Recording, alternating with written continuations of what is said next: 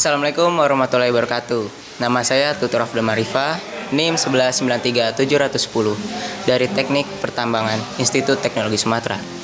Kali ini saya akan menjelaskan mengenai dua hal yang terkait dengan dunia pertambangan, yaitu mengenali skala Mohs dan deret Bowen.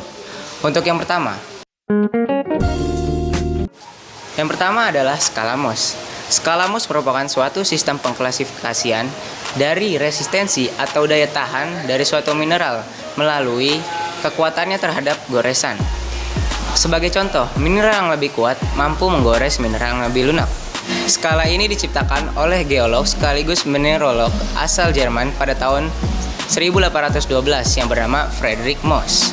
Jadi intinya skala Mohs merupakan perbandingan kekerasan suatu mineral dengan cara menggoreskan mineral yang sudah ada dengan kekerasan yang lebih kuat dan kekerasan yang lebih lemah. Misalnya, beberapa mineral dapat digores dengan apatit, tapi tidak dengan fluorid. Maka, kita dapat melihat pada tabel skala Mohs, mineral tersebut memiliki kekerasan 4 ataupun 5. Skala Mohs adalah skala ordinal murni. Sebagai contoh, korundum memiliki kekerasan 9, berarti dia lebih kuat 2 kali daripada topaz. Tapi, berbanding terbalik dengan intan. Apabila korundum diperbandingkan dengan intan, korundum memiliki kekerasan di bawah intan, yaitu intan memiliki kekerasan 4 kali lebih keras daripada korundum. Untuk tabel skala Mohs sendiri memiliki 10 tingkatan. Tingkat 1 itu adalah tingkatan terendah dengan kekerasan paling rendah, dan 10 merupakan tingkatan paling kuat dalam skala Mohs. Untuk yang pertama, dalam skala Mohs yang memiliki tingkat 1 adalah talc. Yang kedua adalah gypsum, yang ketiga kalsit, yang keempat fluorid, yang kelima apatit, yang keenam feldspar, yang ketujuh kuarsa, yang ke-8 topaz, 9 korundum, dan 10 intan. Yang pertama adalah talc. Mineral ini merupakan mineral yang paling lemah dalam skala Mohs. Mengapa demikian? Dapat kita lihat pada saat digores, dia merupakan mineral yang sangat mudah digores, bahkan sering dijuluki dengan mineral sabun. Yang kedua adalah gypsum. Dalam skala Mohs, gypsum memiliki tingkat kekerasan yaitu 2, tapi pada keterangannya dapat digores dengan ujung kuku jari. Jadi pada suatu batuan gypsum bisa kita gores dengan ujung jari. Yang ketiga adalah kalsit.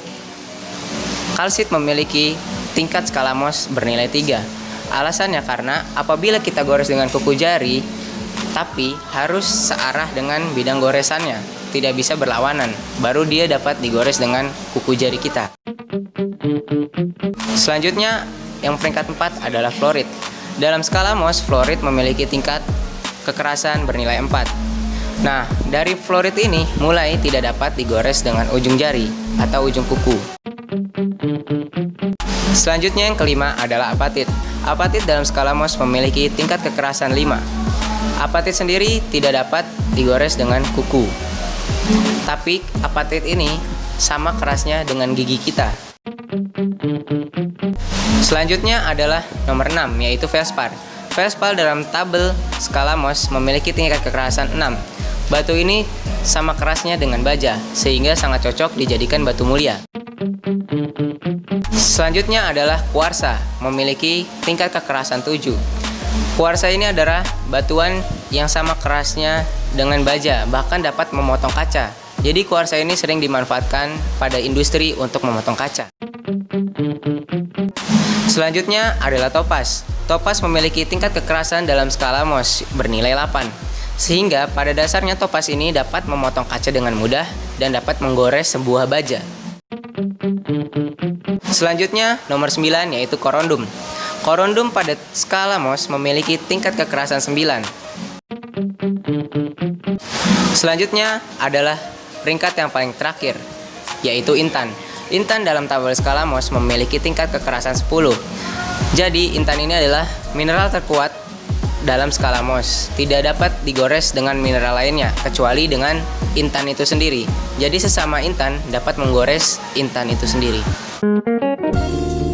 Selanjutnya adalah deret Bowen. Deret Bowen merupakan deret yang berisikan perbedaan dari mineral yang terproses pembekuan magma, atau biasa kita sebut dengan batuan beku. Nah, pada deret Bowen sendiri, temperaturnya makin ke bawah, makin kecil. dan makin ke atas makin besar. Pada deret buoyan sendiri, pada saat dia semakin ke bawah urutannya, maka akan semakin terang mineralnya karena kandungan silika yang terdapat dalamnya, dan kandungan pada mineral yang makin ke bawah tersebut semakin asam. Begitu juga sebaliknya, makin atas makin bersifat basa. Pada dasarnya, deret buoyan ini dibagi menjadi dua, yaitu continue sebelah kanan dan discontinue di sebelah kiri. Pada bagian continue, yaitu merupakan deret yang berisikan mineral yang saling terus-menerus atau berkesinambungan pada unsur-unsurnya. Biasanya terdiri dari para mineral felsik yang bermula dari plagioklas yang kaya akan Ca atau kalsium, dan makin ke bawah makin menurun tingkat kalsiumnya digantikan oleh tingkat Na atau natrium.